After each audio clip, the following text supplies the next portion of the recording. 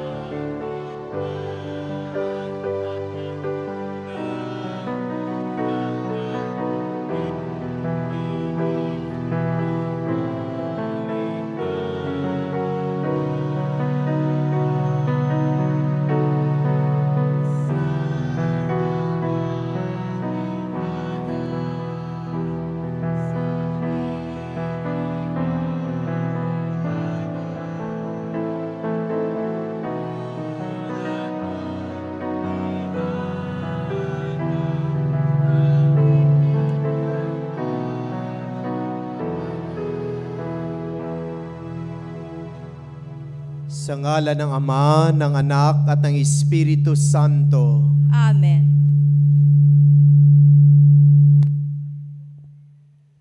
Ang pagpapala ng ating Panginoong Hesukristo, ang pag-ibig ng Diyos Ama, at ang pakikipagkaisa ng Espiritu Santo, naway sumainyong lahat. At sumaiyo rin. Mga minamahal na kapatid, welcome sa ating banal na pagdiriwang. Muli tayo ay nagkakasama-sama at nagkakatipon-tipon upang tayo ay magpuri at magpasalamat sa Diyos sa lahat ng mabiyayang ipinagkaloob niya sa atin. Tayo ngayon ay nasa ikalawang linggo ng panahon ng Kwaresma. Patuloy tayong inaanyayahan na ihanda natin ang ating mga sarili sa makahulugang pagdiriwang ng Misteryo Pascual ng ating tagapagligtas. At upang tayo maging karapat-dapat sa banal na pagdiriwang na ito, aminin natin ang ating makasalanan at humingi tayo ng kapatawaran.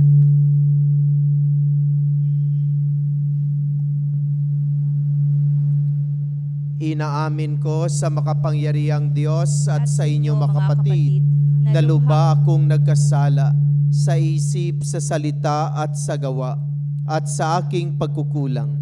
Kaya'y sinasamo ko sa mahal na Berheng Maria, sa lahat ng mga anghel at mga banal, at sa inyo mga kapatid na ako'y panalangin sa Panginoong ating Diyos.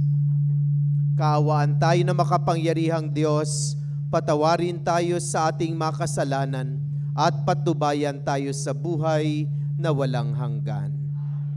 Panginoon, kaawaan mo kami. Kristo, kaawaan mo kami. Panginoon, kaawaan mo kami. Manalangin tayo.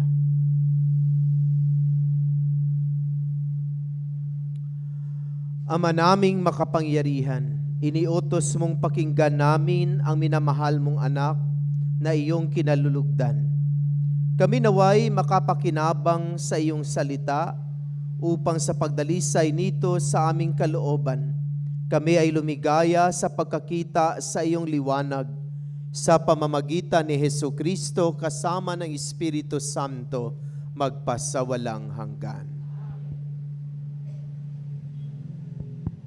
Hello.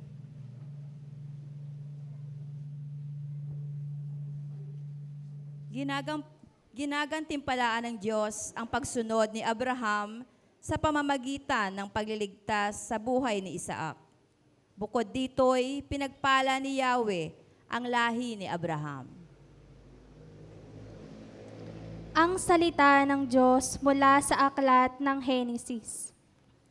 Noong mga araw na yaon, sinubok ng Diyos si Abraham. Tinawag siya ng Diyos at tumugon naman siya.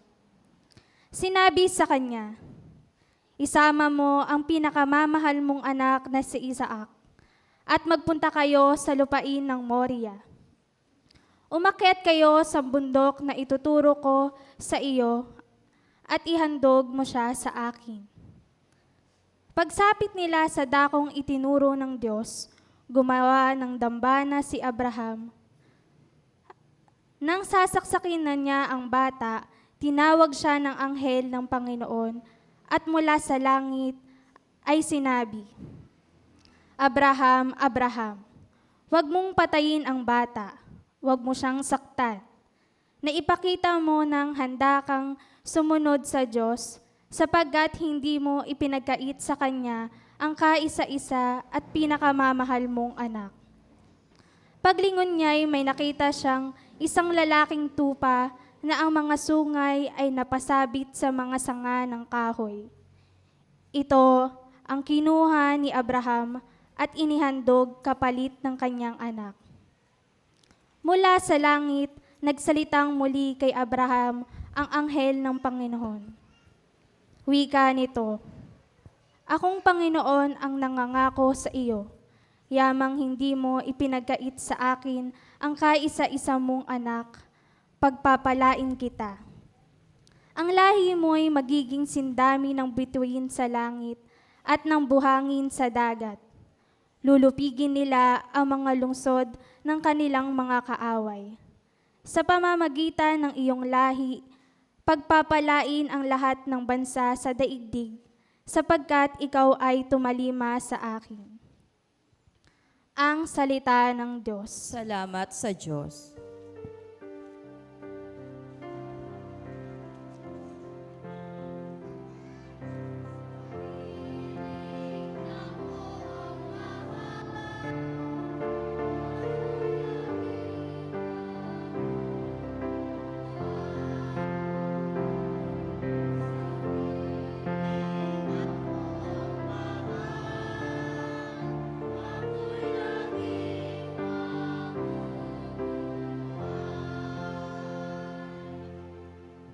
Laging buhay ang pag-asa, patuloy ang pananalig.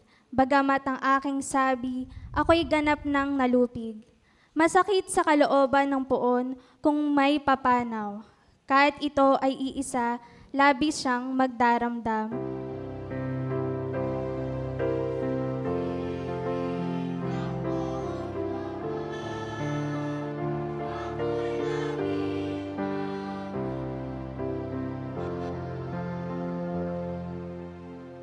Panginoon, naririto akong inyong abang lingkod. Katulad ng aking ina, maglilingkod akong lubos. Yamang ako'y iniligtas, kinalinga at tinubos. Ako ngayoy maghahandog ng haing pasasalamat. Ang handog kong panalangin sa iyo ko ilalagak.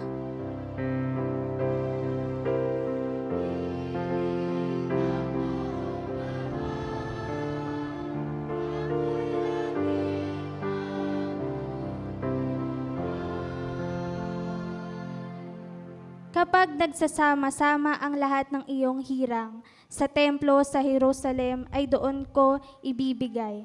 Ang anumang pangako kong sa iyo ay binitawan.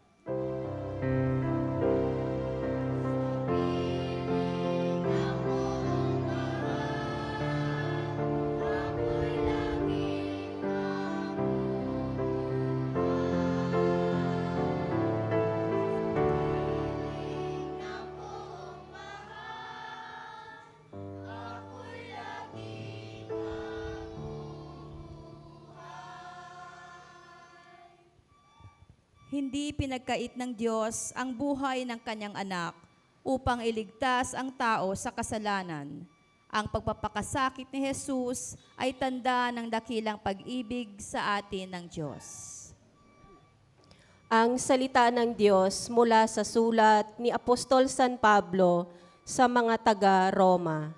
Mga kapatid, kung ang Diyos ay panig sa atin, Sino ang laban sa atin? Hindi niya ipinagkait ang sarili niyang anak, kundi ibinigay para sa ating lahat. Kung naipagkaloob niya sa atin ang kanyang anak, hindi ba niya ipagkakaloob sa atin ang lahat ng bagay, kasama ng kanyang anak?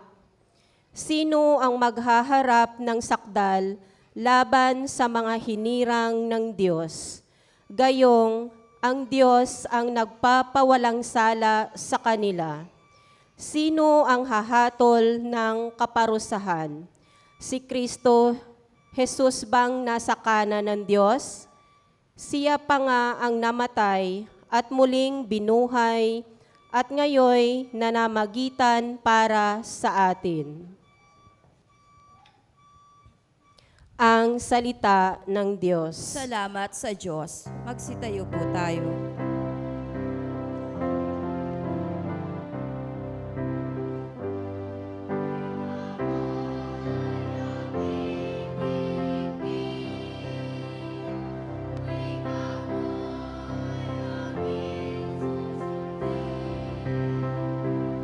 Wika mo'y aming tutupdin,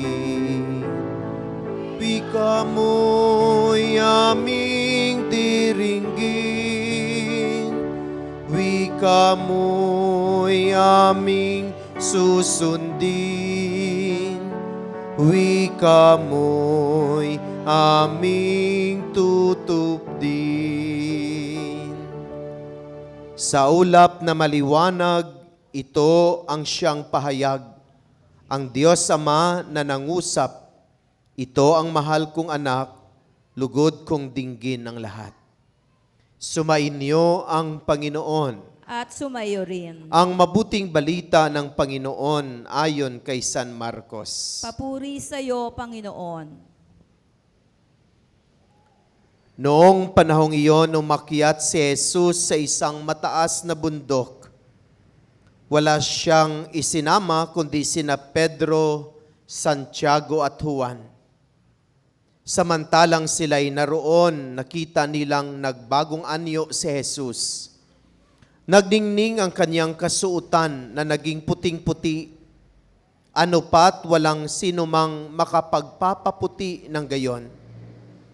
At nakita ng tatlong alagad si Moises at si Elias na nakikipag-usap kay Jesus. Sinabi ni Pedro kay Jesus, Guro, mabuti pa'y dumito na tayo. Gagawa po kami ng 3 kubol, isa sa inyo, isa kay Moises at isa kay Elias. Hindi nalalaman ni Pedro ang kanyang sinasabi, sapagkat masyado ang takot niya at ng kaniyang mga kasama. At nililiman sila ng isang alapaap at mula rito'y may tinig na nagsabi, Ito ang minamahal kong anak, pakinggan ninyo siya. Pagdaka tumingin ang mga alagad sa paligid nila at nakitang wala na silang kasama roon kundi si Jesus. Habang bumababa sila sa bundok, ay mahigpit na itinaguwilin sa kanila ni Jesus. Huwag ninyong sasabihin kaninuman ang inyong nakita hanggat hindi muling nabubuhay ang anak ng tao. Sinunod nila ang tagubiling ito, ngunit sila'y nagtanungan kung ano ang kahulugan ng sinabi niyang muling pagkabuhay. Mga kapatid, ang mabuting balita ng Panginoon. Pinupuri ka namin, Panginoong Hesukristo. Magandang umaga po sa lahat. Magandang umaga po, Father. Good morning. Batiin po natin ang ating katabi ng good morning.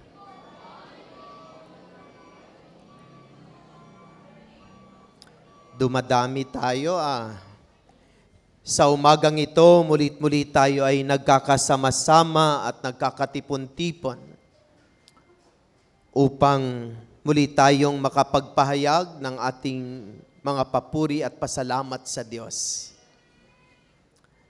Karapat-dapat lamang ng Diyos ay ating papurihan at pasalamatan dahil sa kaniyang mga biyaya na ibinigay sa atin, lalong-lalo na ang kaniyang pagmamagandang loob at ang kaniyang pag-ibig. Tayo rin ay nagkakasama-sama at nagkakatipon-tipon upang pahayag ang ating makahilingan at panalangin sa Diyos. Alam natin na ang Diyos kasi ang may-ari ng lahat, pati ng ating buhay. Siyang bukal na mga biyaya na ating kinakailangan. Kaya kailangan sa Kanya tayo dumulog, sa Kanya tayo lumapit upang sasabihin ang ating makahilingan at mga panalangin. At tayo ay nananalig, tayo ay umaasa na ang Diyos Kanyang pakinggan itong ating makahilingan at mga panalangin. At naway ang mga ito ay Kanyang ipagkaloob, ay Kanyang ibigay, lalong-lalo na kung ang mga ito ay para sa ating kabutihan at sa ganap nating kaligtasan. Mga minamahal na kapatid, tayo ngayon ay nasa 2nd linggo ng panahon ng Kwaresma. Sana hindi natin kinakalimutan ang kahulugan ng panahong ito upang maging meaningful ang ating mga pagdiriwang. Sabi nga natin na ang panahon ng Kwaresma ay 40 araw na paghahanda upang muli nating gunitain ang misteryo paskwal ng ating Panginoon. At ang misteryo paskwal ng ating Panginoon ay ang Kaniyang pagpapakasakit, ang Kaniyang kamatayan at muling pagkabuhay sa krus.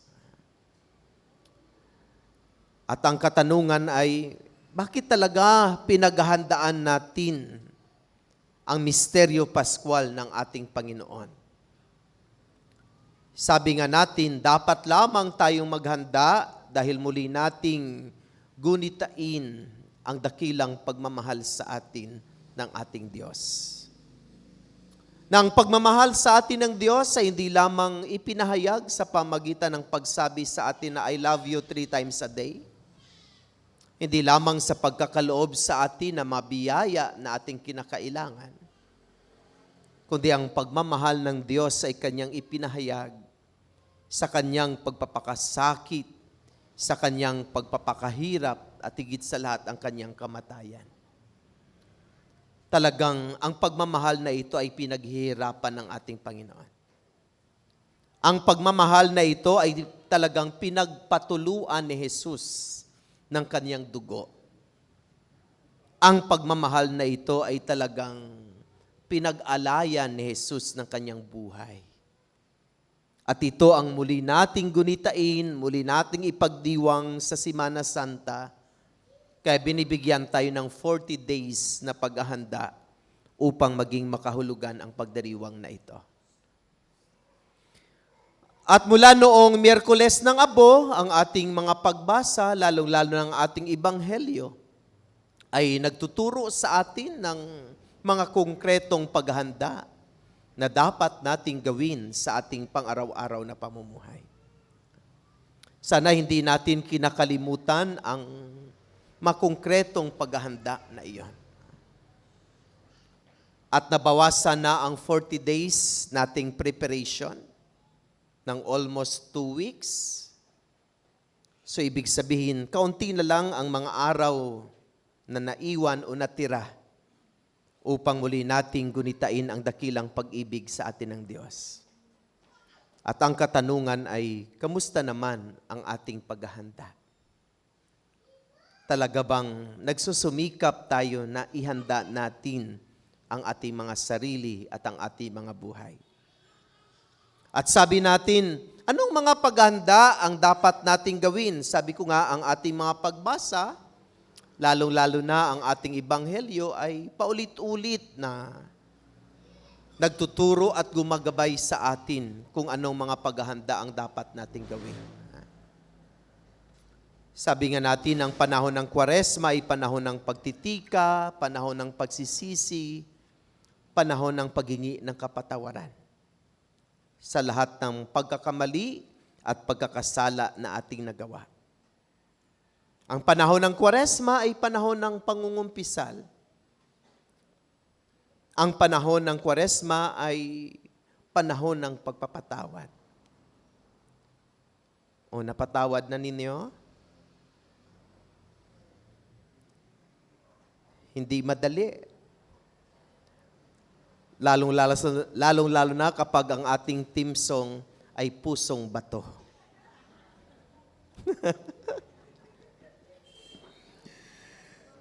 Mahirap talaga, no? Bato-bato sa langit, ang matamaan ay huwag magalit. Pero ito yung paanyaya sa atin. At oo, talagang hindi madali. At ito ay isang biyaya na dapat nating palaging hingiin sa Diyos.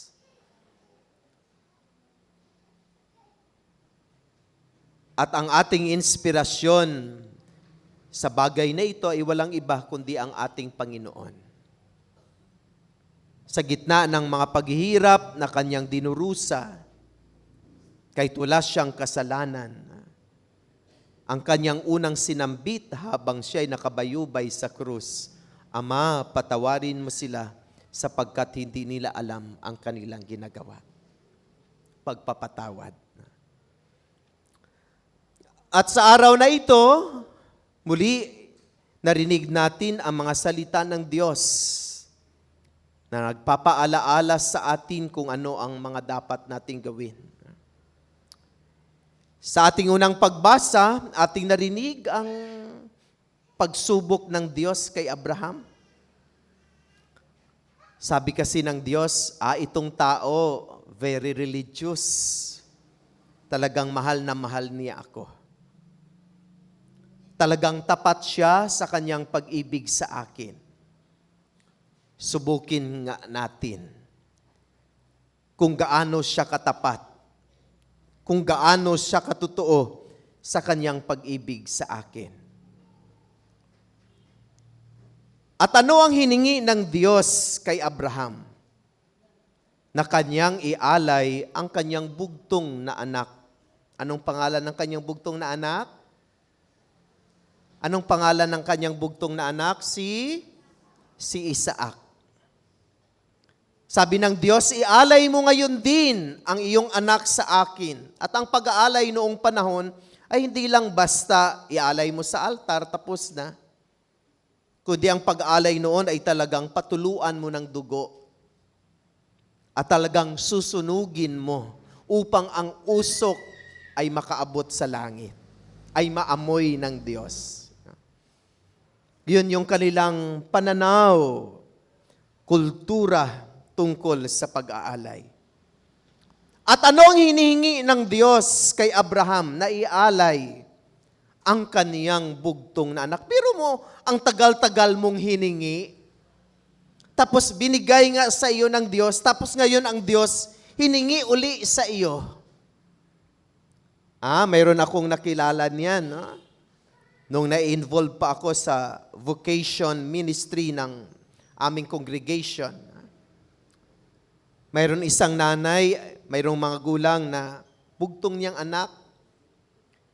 Sabi ko sa kanila, Kuya at ate, papariin po natin ang inyong anak. Sabi ng magulang, ayaw. Nag-iisa lang yan. Hindi pwede. Nag-iisa lang yan. Ang Diyos ang naghihingi ng kanyang anak, pero ayaw niyang ibigay. Nakalimutan niya na ang nagbigay sa kanya ng anak ay ang Diyos. At ang Diyos, ang naghingi ngayon, ay hindi niya ibibigay ang kanyang anak. Mga minamahal na kapatid, kung minsan gano'n naman talaga tayo. Kapag ang Diyos ay ating hinihingian, talagang siksik, liglig at umaapaw ang hiningi sa atin ng Diyos. Pero kapag ang Diyos ang humingi sa atin, ang damot-damot natin.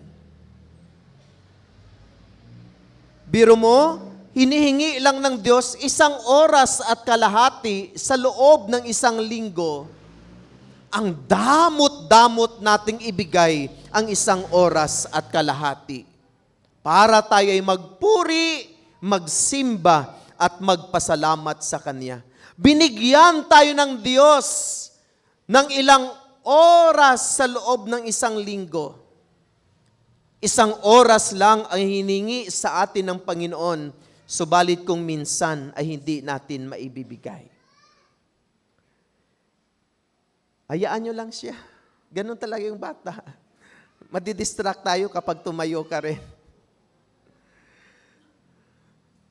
Hayaan nyo ang bata na lumapit sa Panginoon. Huwag nyo silang sawayin sapagkat katulad nila ay naghahari ang Diyos. Hayaan nyo lang siyang tumakbo kasi pag habulin mo yan, magtakbuhan kayo dyan mamaya. So kayo ang napapansin. Hayaan mo lang yan siya umupo. Kapag ang Diyos ang humingi, kung minsan ang hirap nating magbigay. O tingnan nyo ang inyong balikhandog, puro orange at pula. Ang dami-daming ibinigay sa atin ng Diyos. Sa loob ng 1 buwan, bigyan nyo ng prizes yung ibinibigay sa atin ng Diyos. Di ba ang dami-dami? 1 beses lang ang Diyos humihingi sa atin sa loob ng 1 buwan. Kayo ang makasagot. At sa ating ikalawang pagbasa, sabi ng ating ikalawang pagbasa, dahil sa pag-ibig ng Diyos, ay Kaniyang ibinigay ang Kaniyang anak. Dahil sa pag-ibig ng Diyos, ang Kaniyang ibinigay ay ang Kaniyang sariling bugtong na anak. Hindi lang siya tumugon sa ating mga panalangin, hindi lang siya nagbigay ng mabiyaya sa atin, kundi ibinigay niya sa atin ang Kanyang bugtong na anak. Ganon ang Diyos sa Kanyang pag-ibig at pagmamahal sa atin. Di ba kapag merong pag-ibig, madaling magbigay. If we are loving, we are generous. Di ba kapag mahal mo ang isang tao, madali kang magbigay sa kanya. Pero kapag malayo ang kanyang puso sa iyo, ang hirap-hirap magbigay. Kaya ang Diyos, dahil mahal niya tayong lahat, ibinigay niya ang kanyang bugtong na anak. At sa ating ebanghelyo, ating narinig ang pagbabagong anyo ng ating Panginoon.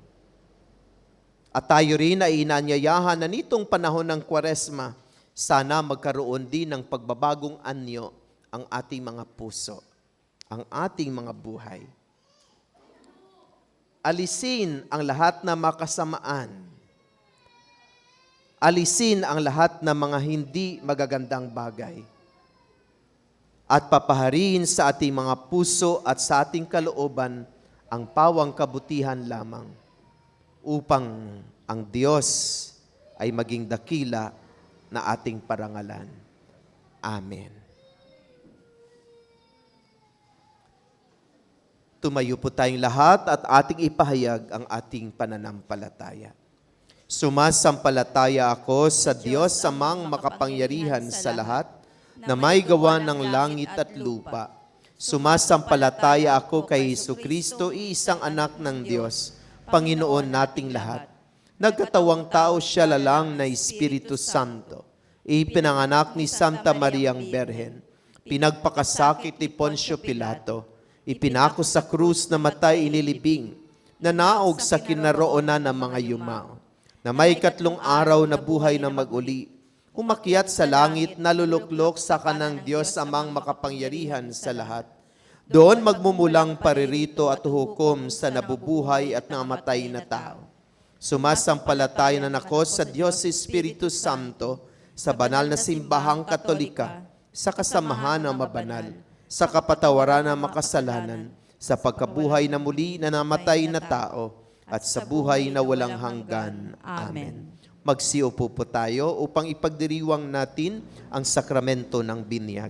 Inanyayahan ko ang mga magulang, ninong at ninang ng ating bibinyagan na lumapit po tayo dito sa harapan at sa gitna upang ipagdiwang natin ang sakramento ng binyag. Paalaala sa mga magulang, ninong at ninang, kung mayroong mga katanungan, pakisagot ng malakas sa mga katanungan. Ang masagot sa mga panalangin kagaya ng amin, sumaiurin at iba pang mga panalangin ay isasagot natin ng malakas.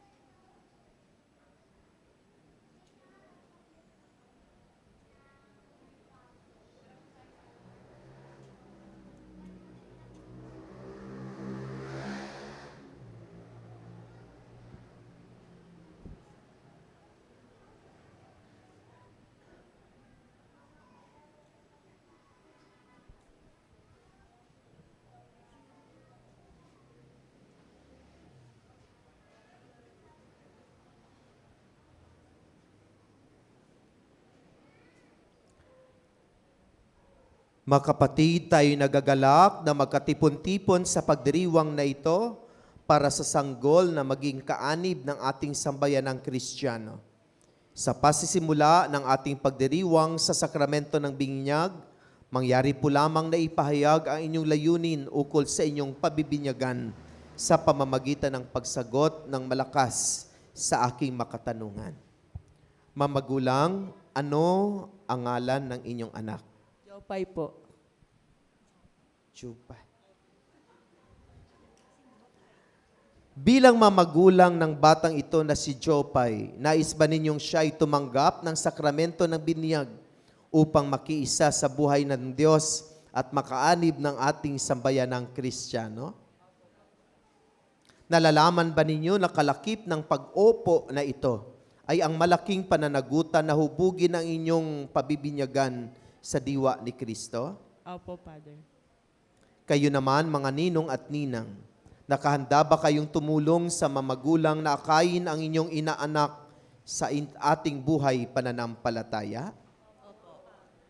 Bilang kinatawan ng sambayanang Kristiyano, ikinagagala kong tagapin ang inyong anak na si Jopay sa pamamagitan ng pagkukros sa kanyang noo. Kaya tinanyayahan ko rin kayo, mamagulang, ninong at ninang, upang kurusan sa noo ang inyong pabibinyagan. Sa yugtong ito, ating i-welcome si Jopay sa ating Christian community. Ang ating pag-welcome sa kanya ay ating ipahayag sa pamagitan ng pag-cross sa kanyang noo. Itong gamitin natin sa pagkukross ng kanyang noo.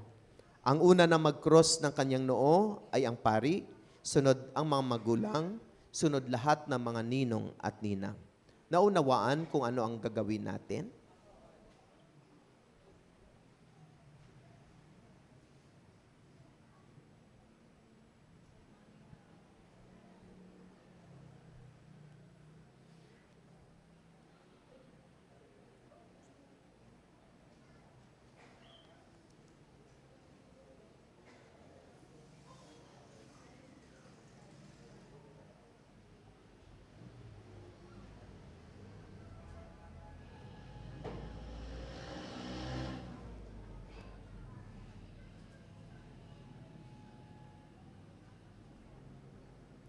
Ama naming lumikha, sa tubig na inyong pinagpala, idinudulot mo ang muling pagsilang sa Espiritu Santo.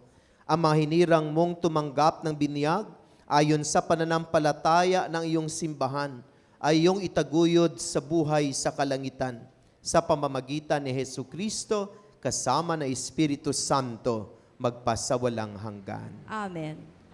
Mga minamahal na mamagulang, ninong at ninang, noong tayo ay binyagan, tayo ay nalibing kasama ni Kristo, upang kasama rin niya tayo ay makabangon at makapagbagong buhay. Bilang tanda ng inyong pananagutan sa paghubog ng inyong anak na si Jopay, ayon sa banal na aral, sariwaan ninyo ngayon ang inyong pangako sa binyag nung kayo ay binyagan, na tatalikuran ang lahat ng kasamaan at kasalanan sa pamagitan ng pagsagot ng malakas sa aking mga katanungan. Mamagulang, ninong at ninang, itinatakwil ba ninyo si Satanas? Itinatakwil ba ninyo ang kanyang mga gawain? Itinatakwil ba ninyo ang kanyang pang-aakit? Mamagulang, ninong at ninang, ipahayag ngayon ang inyong pananampalataya sa pamagitan ng pagsagot ng malakas sa aking makatanungan. Ang inyong isasagot, opo, sumasampalataya kami. Mamagulang, ninong at ninang, sumasampalataya ba kayo sa Diyos amang makapangyarihan sa lahat na may gawa ng langit at lupa? Sumasampalataya ba kayo kay Jesucristo, isang anak ng Diyos, Panginoon natin, ipinanganak ni Santa Mariang Berhen, ipinako sa krus, namatay, inilibing, muling nabuhay at naluluklok sa kanan ng Ama? Sumasampalataya ba kayo sa Espiritu Santo, sa banal na simbahang Katolika, sa kasamahan na mabanal, sa kapatawaran ng makasalanan, sa muling pagkabuhay na manamatay, at sa buhay na walang hanggan? Sa pananampalataya na marangal nating ipinahayag, ating igawad ang sakramento ng binyag sa pamamagitan ni Jesucristo kasama ng Espiritu Santo magpasawalang hanggan. Amen. Mamagulang, ninong at ninang, talaga bang bukal sa inyong loob na si Jopay ay pabinyagan upang hubugin sa ipinahayag nating pananampalataya? Bukal ba sa inyong loob na si Jopay ay magiging Katoliko?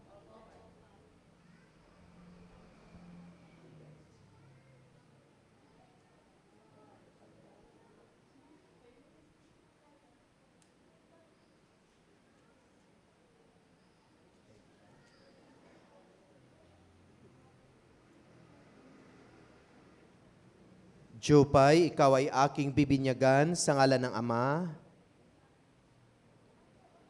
ng Anak, at ng Espiritu Santo.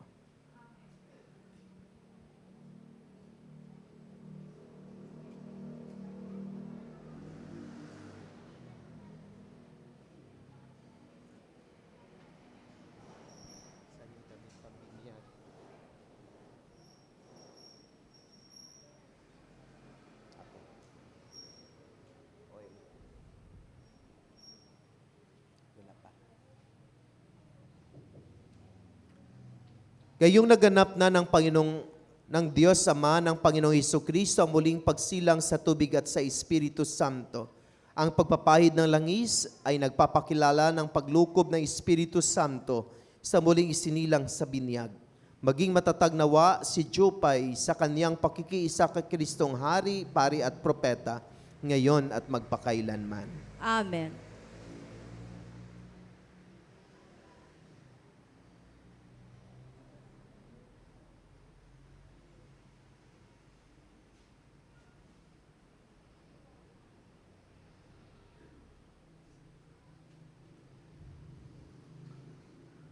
Ang damit pambinyag na ito ay tanda ng muling pagsilang kay Kristo at ng dakilang karangalan ng mga anak ng Diyos. Naway matiling wagas at walang bahidungis ang kanyang karangalan hanggang matamo niya ang buhay na walang hanggan. Amen. Isusuot ng isa sa mga ninang at ninong.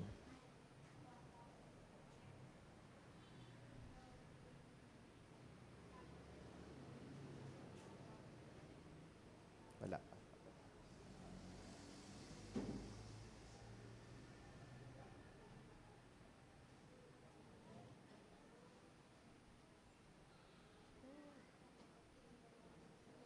Tayo nang magbigay dangal kay Jesus na ating ilaw sa diwa natin at isipan.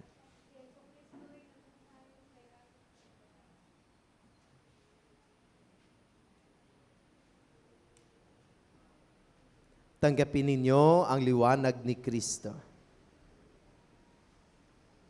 Sabay kayong magsindi ng kandila niyo doon.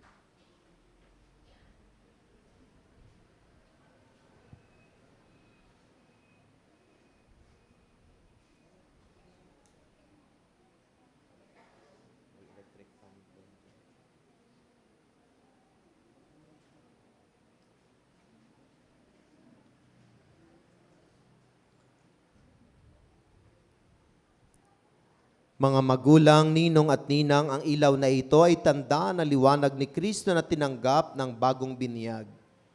Sa tulong ninyo, mga magulang, ninong at ninang, naway mag-alab ito sa kanyang puso at diwa hanggang sa pagbabalik ni Kristong ating Panginoon. Amen. Amen.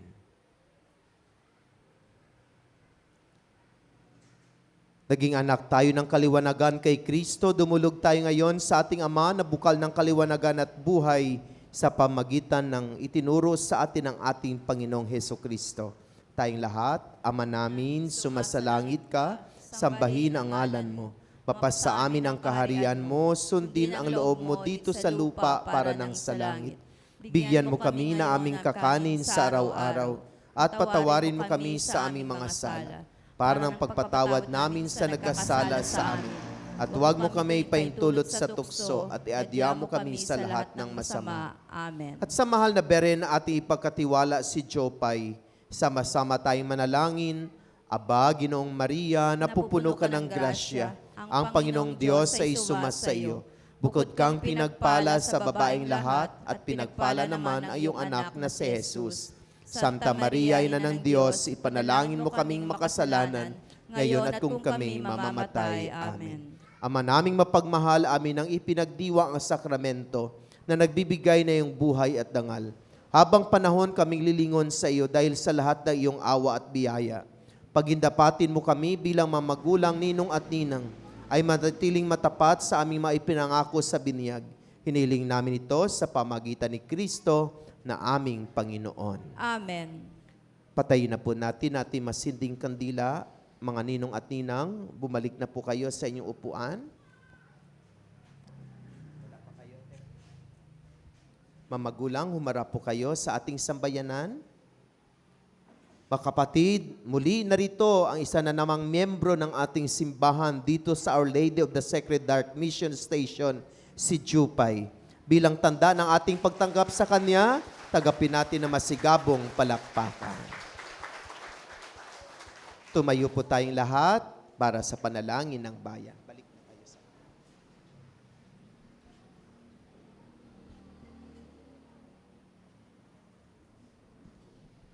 Mga kapatid, ipinahayag sa atin ng Ama na makakamit lamang natin ang kaligtasan kung harapin natin ang pagdurusa at sakit katulad ng ginawa ng kanyang anak.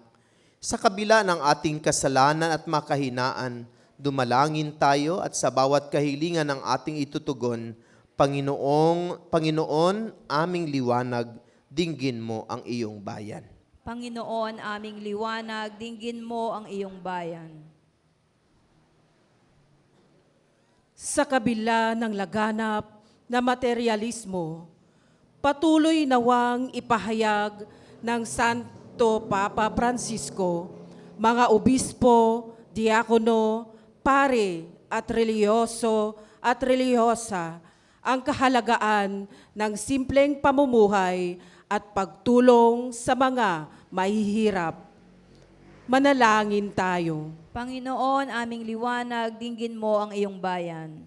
Pakinggan nawa ng mga namumuno sa pamahalaan ang tinig ng mga naghihikahos, mga inaalipusta, mga biktima ng karahasan, at mabigyan nawa sila ng katarungan. Manalangin tayo. Panginoon, aming liwanag, dinggin mo ang iyong bayan. Magsilbi nawang inspirasyon ang pagbabagong anyo ng Panginoon sa mga may sakit, mga pinabayaan at mga nangungulila upang umiral sa kanila ang tibay ng loob at pag-asa. Manalangin tayo. Panginoon, aming liwanag, dinggin mo ang iyong bayan. Lumago nawa tayo sa pananampalataya at pagtitiwala upang hindi tayo madaig ng kamatayan at mananatiling mapayapa sa gitna ng mga pagsubok sa buhay. Manalangin tayo. Panginoon, aming liwanag, dinggin mo ang iyong bayan. Ama, punuin mo po kami ng iyong mga biyaya. Sa pagdiriwang namin sa pagbabagong anyo ng iyong anak, mapuno nawa ang bawat sandali ng aming buhay ng pananalig sa iyo. Hinihiling namin ito sa pamagitan ni Kristong aming Panginoon. Amen. Magsiupo po.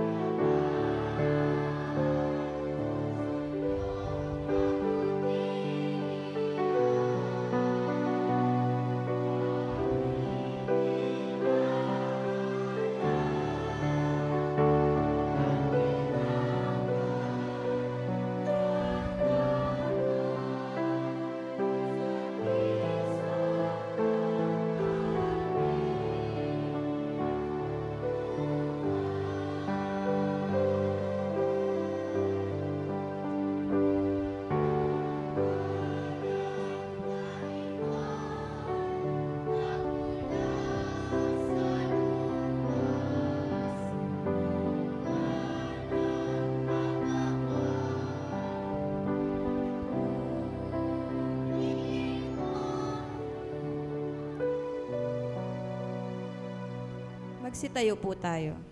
Manalangin kayo makapatid upang paghahain nating ito ay kalugdan ng Diyos amang makapangyarihan.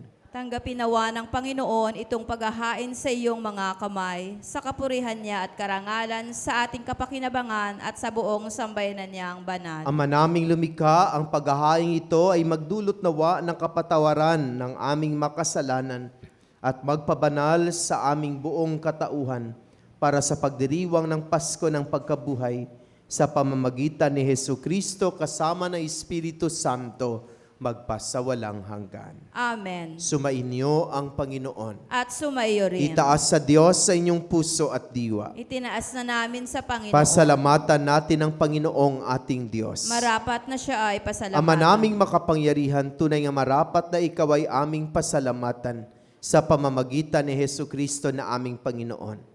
Nang maipagtapat niya sa mga alagad na siya'y laang mamatay para sa lahat, sa kanila'y kanyang ipinamalas ang kanyang sariling puspos na liwanag. Ang iyong mga utos at mga propeta ay pawang matagapagpatunay niya sa pagkakatalagang para sa kapwa'y magdusa upang akayin ang lahat sa pagkabuhay na maligaya. Kaya kaisa na maanghel na nagsisiawit ng papuri sa iyo, na walang humpay sa kalangitan, Kami nagbubuni sa iyong kadakilaan.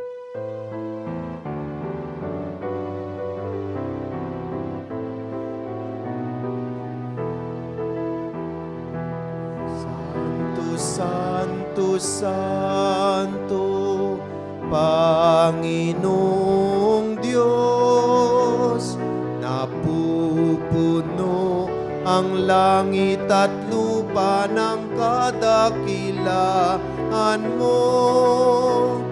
Hosana, Hosana, Hosana sa kaitaasan. Hosana, Hosana, Hosana sa kaitaasan. Pinagpalang naparirito sa ngalan ng Panginoon. Hosana, Hosana, Hosana sa kaitaasan. Hosana, Hosana, Hosana sa kaitaasan. Ama naming banal, ikaw ang bukal ng tanang kabanalan. Kaya't sa pamamagitan na iyong Espiritu, gawin mong banal ang mga kaloob na ito upang para sa amin ay maging katawan at dugo ng aming Panginoong Hesukristo. Bago niya pinagtiis ang kusang loob na maging handog, hinawakan niyang tinapay, pinasalamatan kaniya, pinaghati-hati niya iyon. Iniabot sa kaniyang mga alagad at sinabi, tanggapin ninyong lahat ito at kanin. Ito ang aking katawan na ihahandog para sa inyo.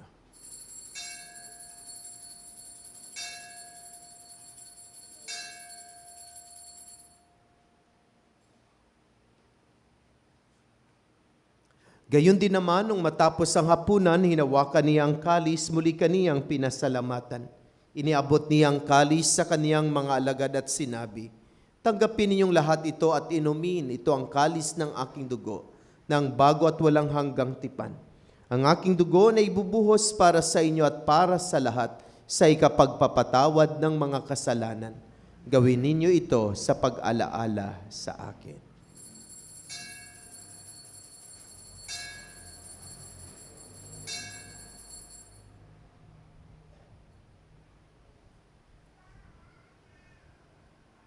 Ipagbunyi natin ang misteryo ng pananampalataya.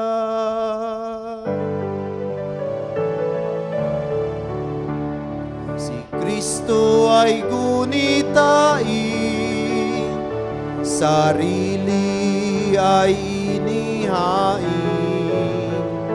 bilang pagkaitinumin, pinagsasaluhan natin hanggang sa siya'y dumating, hanggang sa siya'y dumating. Ama, ginagawa namin ngayon ang pag-alaala sa pagkamatay at muling pagkabuhay ng iyong anak. Kaya tinialay namin sa iyo ang tinapay na nagbibigay buhay at ang kalis na nagkakaloob ng kaligtasan. Kami nagpapasalamat dahil kami yung minarapat na tumayo sa harap mo para maglingkod sa iyo. Isinasamo namin kaming magsasalo-salo sa katawan at dugo ni Kristo ay mabuklod sa pagkakaisa sa pamamagitan ng Espiritu Santo. Ama, lingapin mo yung simbang laganap sa buong daigdig. Puspusin mo kami sa pag-ibig kaisa ni Francisco na aming Santo Papa, ni Pablo Virgilio na aming obispo at ng Tanang Kaparian. Alalahanin mo rin ang mga kapatid naming nahimlay na may pag-asang sila'y muling mabubuhay. Gayon din ang lahat ng mga pumanaw. Kaawaan mo sila at patuloyin sa iyong kaliwanagan. Kaawaan mo at paginapatin kaming lahat na makasalo sa iyong buhay na walang wakas kaisa ng mahal na Berheng Maria, Ina ng Diyos, ng kanyang kabiyak ng puso si San Jose, kaisa ng mga apostol at ang lahat ng mabanal na namuhay dito sa daigdig ng kalugod-lugod sa iyo. May pagdiwang nawa namin ang pagpupuri sa ikararangal mo sa pamamagitan ng iyong anak na aming Panginoong Hesukristo.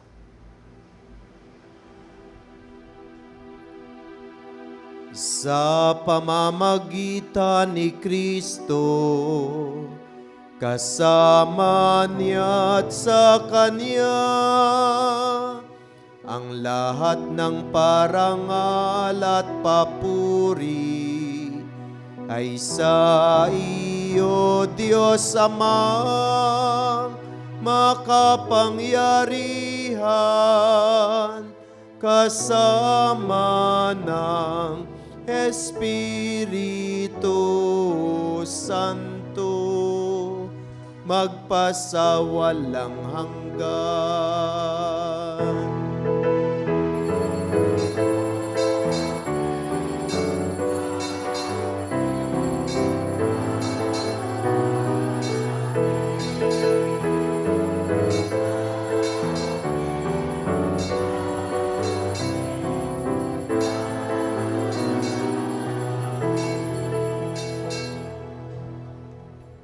Sa tagubilin na nakagaling na utos sa turo ni Jesus na Panginoon natin at Diyos, ipahayag natin ang lakas loob.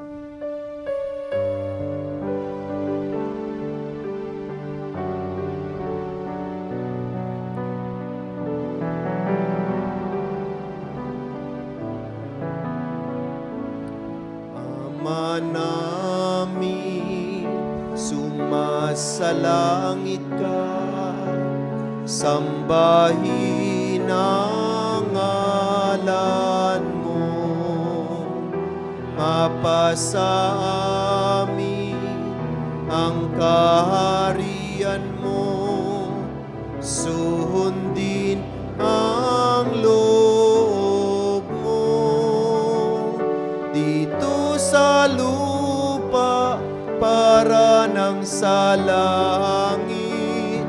Bigyan mo po kami ngayon ng aming kakanin sa araw-araw at patawarin mo kami sa aming mga sala, para ng pagpapatawad namin sa nagkakasala sa amin. At huwag mo kaming ipahintulot sa tukso, at iadya mo kami sa lahat ng masama. Inihiling namin kami adya sa lahat ng masama, pagkalooban ng kapayapaan araw-araw. Iligtas sa kasalan, ilayo sa lahat ng kapahamakan, samantalang aming pinanabikan ng dakilang araw ng pagpapahayag ng tagapagligtas naming si Hesus Kristo.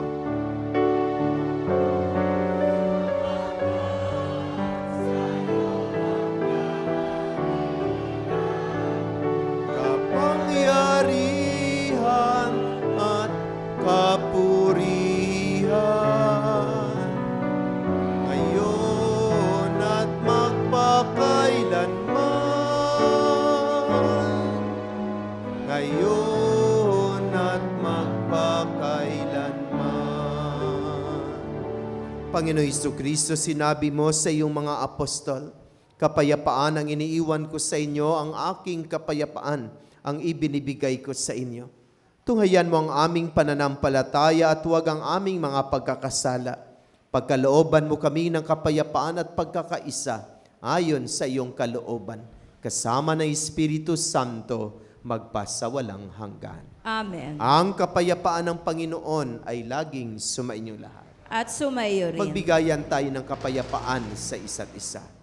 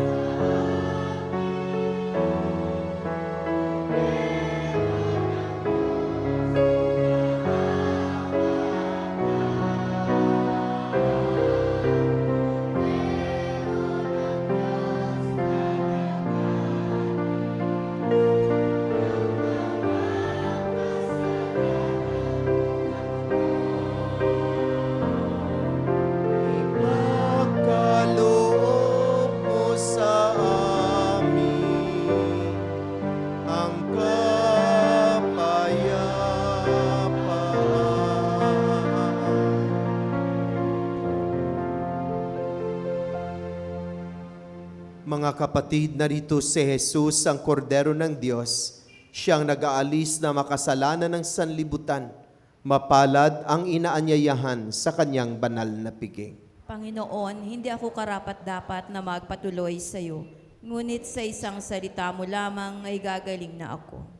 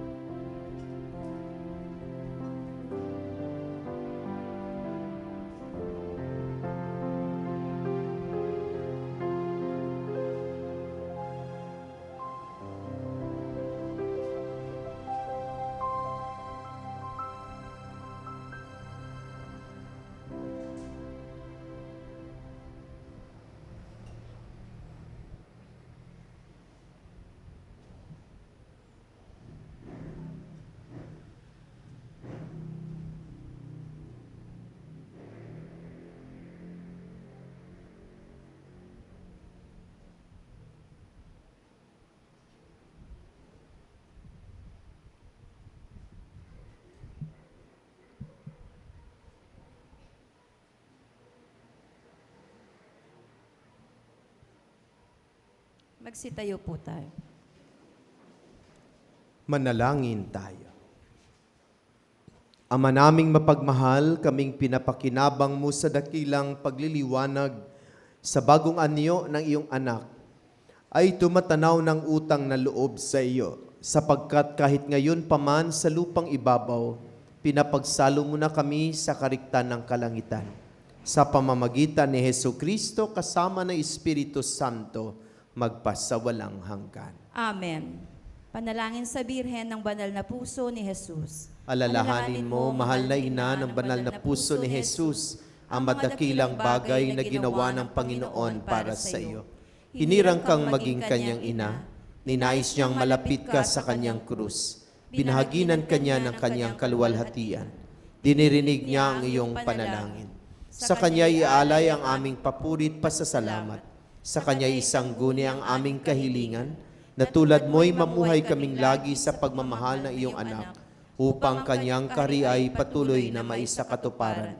Samahan kaming lahat sa bukal ng buhay na nagmula sa kanyang puso, na lumaganap sa sanlibutan ang pag-asa at kaligtasan, ang katarungan at kapayapaan. Pagmasdan mo kaming sa iyo'y nagtitiwala, pakinggan mo kaming sa iyo'y nagsusumamo. Maranasan nawa naming lagi ang makainang pagkalinga mo, siya nawa. Birhen ng Banal na Puso ni Jesus. Ipanalangin mo kami. Birhen ng Banal na Puso ni Jesus. Ipanalangin mo kami. Birhen ng Banal na Puso ni Jesus. Ipanalangin mo kami. Magsiupo po para sa mga paalala at pasasalamat at paanyaya. Pasalamatan po natin ang lahat ng mga tumulong sa paglilingkod, ang Music Ministry at Regina Celli Children's Choir, the Eucharistic Ministers, Ministry of Altar Servers, Ministry of Ushers, Greeters, and Collectors, Ministry of Lectors and Commentators, Social Communication Ministry para sa ating FB live streaming. Sa atin pong lahat na narito ngayon at sa nanguna sa ating banal na pagdiriwang, Reverend Father Sammy Patriarca, MSc. Pasalamatan din po natin ang sponsor ng ating misa ngayon, ang Santa Teresa ng Calcutta Chapel. At sa darating na linggo naman po, ang San Roque Chapel ang ating sponsor. Mga paanyaya po, una po ang lahat ay naanyayahan mamaya para po sa ating Mission Station Lenten Recollection. Ito po ay sa ganap na ika-alas 7:30 ng gabi sa Woodcraft Bayanihan. Inaanyayahan din po ang lahat na makibahagi at makilahok sa isinasagawang daan ng krus sa bawat kapilya. Ito po ay iikot sa inyong area at nawa po ay inyong buksan ang inyong pangatahanan para sa gawain na ito. Paalala rin po sa bawat kapilya na ipasa po sa March 3 ang mga pangalan ng mga gaganap bilang apostoles sa Semana Santa. Paalala rin po sa mga nais pong magpamisa, magkakaroon na po tayo ng donation sa bawat pamisa or pagpapalista. Ibibigay niyo po ang sobre o ang inyong love offering sa commentator o sa mga maglista po ng mga pamisa. Marami pong salamat. Patuloy rin po nating suportahan ang ating Isang Dakot program sa pamamagitan ng pag-aalay ng bigas na ating pamamahagi sa mga kapatid nating higit na nangangailangan. Ang Isang Dakot mo ang papawi sa gutom ko. Ganon din po ang ating balikhandog at mga donasyon para po sa pagpapagawa at mga pangailangan ng ating simbahan. Maraming salamat.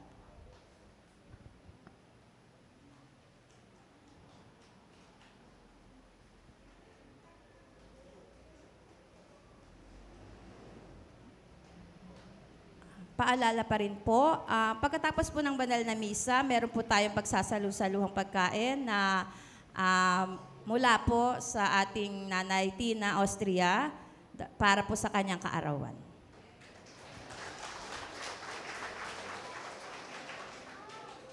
Sa darating na March 10 ay magkakaroon po ng Lenten Recollection ng ating makabataan, no?